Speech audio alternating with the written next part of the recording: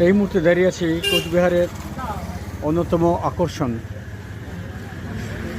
কোচবিহার সাগরদিঘির প্রান্তে।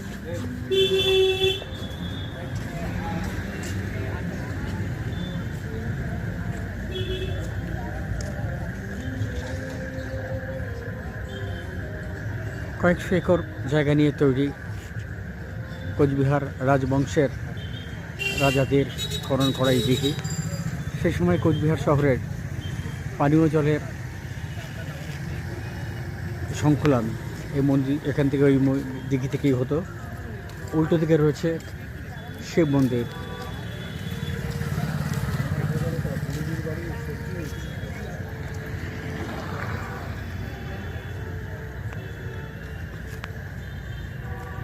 জেলা শাসকের দপ্তর।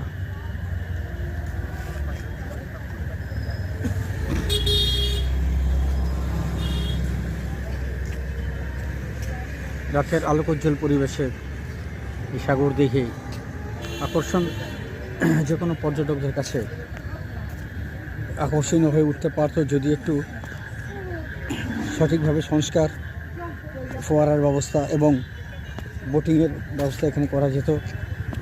তবে সাগর দিঘিকে কেন্দ্র করে একটা ট্যুরিজমের ব্যবস্থা এবং সেখান থেকে পুরসভার আয় হতেই পারত।